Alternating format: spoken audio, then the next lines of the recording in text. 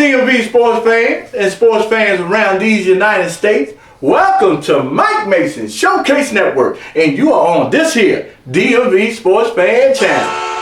Alright, come on in up the street. We get ready to catch up on some NCAA basketball and them there Terps and them Hoyas, just to see where they at when we're about almost a quarter of the way through the season. But before we get started, I want to introduce you to my cohorts, who are also my brothers. On my right-hand side, I have D'Anthony, a.k.a. Pedro. Show him some love. Peace and love, everybody.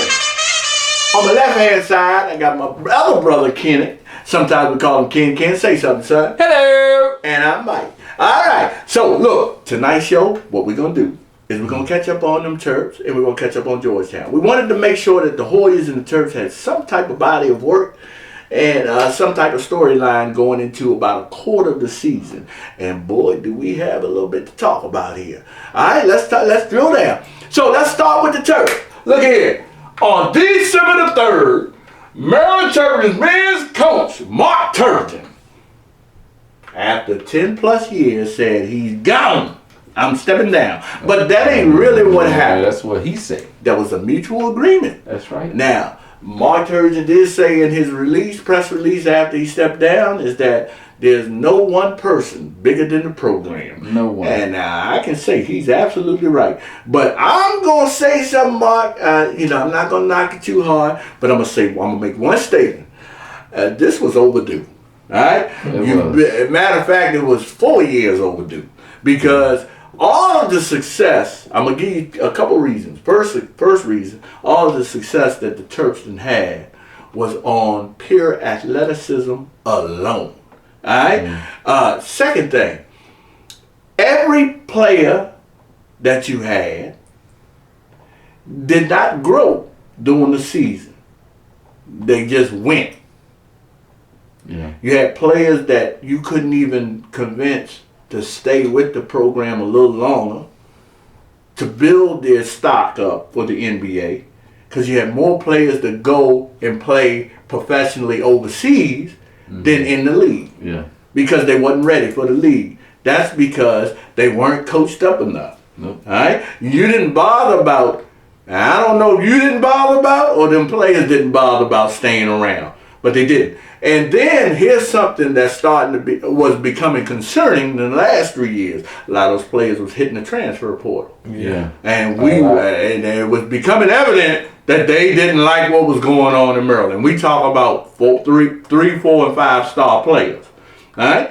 So that's what the problem was there. And you had Morcell. He's playing for Marquette. Starting. And they doing good.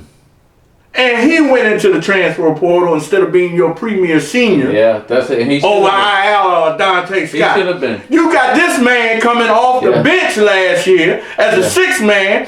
He won all kinds of accolades as being the top defensive player in the Big Ten. And you had him coming off the bench. That's crazy. So there's some answers there. Now, go ahead. And go back to what I've been saying. Where the best players at? On the bench. On the bench. On the bench. On the bench. You had a 7 footer. A 7 footer. Couldn't even coach him up. Couldn't coach him up. Couldn't even coach the team up how to get him the ball. Yeah. Where he at? I don't know. No, where he at? Is he in Maryland? No. What happened? Couldn't coach him up. Couldn't coach him up. Now, The Twins. yeah, there you go. Blue chippers. Oh my Half God. the Twins did. They said, we out. We Gone. out. After the 3rd and 4th game. Yeah. Gone. I don't get it, man. Now, here's the thing. Now, Diamond Stone. Let me, Diamond Stone, yeah. That's championship team, man. And what's my man named Sticks? Remember Sticks. That's He could have been another year. Let me tell you this. Now you talk about that. When a coach up a college student like Sticks and Diamond Stone, and they love the coach, they don't go nowhere. They stay. Look, I want to win a championship and up my salary. And get my stock up. Get my stock And they was like, they couldn't wait to get back up out of there. I gotta go. What you doing, Turd? You gonna mess around and get me hurt. You ain't getting no love from that. Now, man. That's why he gone. That's why he gone. Because let's look at the reasoning. Now, Danny Manning played with Turgeon at Kansas. But Danny Manning, look, Turgeon played with Danny Manning. Let me rephrase that. Because Danny Manning wasn't nothing but a 5-star, blue chipper.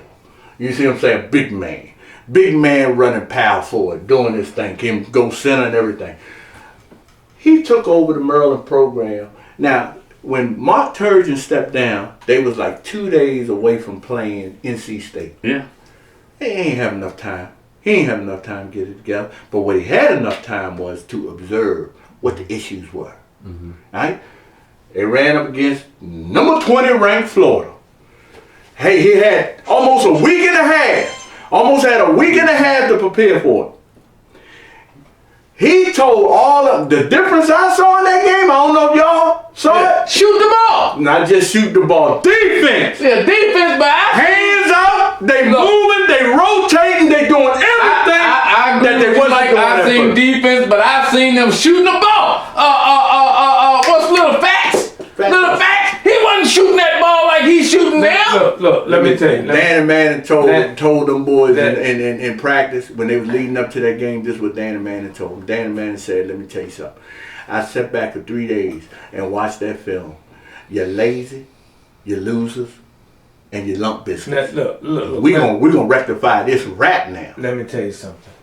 Go ahead. This transition is happening at the right time. Yes, it did. Yeah, Yes, yeah. it did. And look, yes, it did. I thought, here's what I thought. They had transition. I thought they were going to lose to Florida.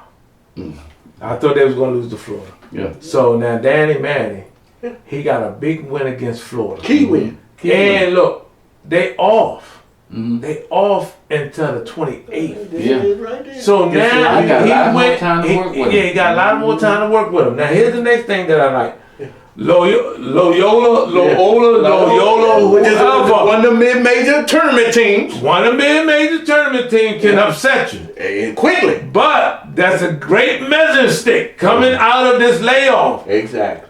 I expect them to beat them. Then they had Brown behind that. Yep. I expect them to beat Brown. Blow him off the court. Now he coming out of this layoff with 2 tune-up games before he go into the Big Ten. There you go. Now when he go into the Big Ten, they better be right. They They better be right. Who they come out with first? Because when they roll out the Big Ten, they got Iowa. There you go. Yeah. They got Illinois. Yep.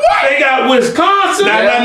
Hold on. Back up. Back up to Illinois though. You know that boy Jones, that big center they got? He better be right. You got Illinois, you got Wisconsin, you got Northwestern that already beat you once. Go ahead. You got Rutgers, you got Michigan, back to Illinois, Rutgers again, Indiana, Michigan State, Ohio State. That's the game. Yeah, I'm telling you, man. Ohio State got trees. Ohio State. They playing Ohio State and Ohio State. They got trees. Now look, here's the thing. You know, But Rutgers just They had play Ohio State twice? Yeah. Okay. You know, Rutgers just beat who's that? Purdue. Yeah. Number 1. Rutgers got a good basketball program. Now, here's the thing. But what I did like I seen at that last Maryland game, Manning put Muhammad and Reese on the floor. You're gonna in the Big. No, hold on. Let me tell you something. In the Big Ten, you gonna need it. You can't have one of them sitting on. You gotta have both of them in there. After they play these next 2 games, Yeah. they finish the season all Big Ten. All Big Ten have that. All Big Ten. And look, so let me tell you something. That's on the pop. They better have that. Look, Reese. This is on the radar. Reese and Muhammad, they have to be on that floor together. Yeah. In the Big Ten. Yeah. That's why you think they call Big Ten. Yeah. Because the average height is 6'10". Yeah, look. It's 6'10". But they 6-4. Yeah. So this is an opportunity for them to go 8-4 before they hit Big Ten play. And let's go in there and get some wins, man. I like what Danny Manning doing. Danny Manning is dissecting them. Yeah, he's dissecting. And he's calling them out. Because he's telling them, look, first off, you can't pull the wool over my eyes like you pulled it over on Mark Turgeon. Yeah. Because I'm a blue chipper myself. And I know how the game is played, not just at this level, but at the next level. And I'm going to tell you in your face, if you NBA material or you're not. So he probably told Ayala and Dante Scott, right now you're not. And if you want to be, you better show me. Now. Because if not, I'm going to have your tail sitting on this big notch. Let's see the next game. Ayala stepped up, but Scott still stuck. Scott, he better get himself together. Scott did all right. Mark is here. He wasn't better than what. Mark is here. Mark Turgeon never really made that transition. Yeah. From what? From ACC to Big Ten. No, he never did. Because the Big Ten is what it is. Yeah, he's still stuck in ACC. ACC. That ACC is that finesse ball. Let me tell you, look. Big Ten is big boy ball. Yeah, right. Look. That's big boy ball. Now let's You make me a big boy. Look, right. See, ACC, Big Ten. ACC got small players. Yeah. They don't have no guys. Man, you go to Big Ten. Iowa. Yeah. Ohio State. Man, dudes standing up in there. Look, you. They talking them guys in. And can they lean on your all game? Oh my They lean on your all game. And look, here's the thing. Them big boys shooting outside. Yeah. You know what the long term coaches in the Big Ten say to their scouts? Go give me some trees. Y'all, I don't know if y'all remember having this conversation. Yeah. When Maryland announced that they were leaving the ACC and going to the Big Ten, I said, for what? For what? For what?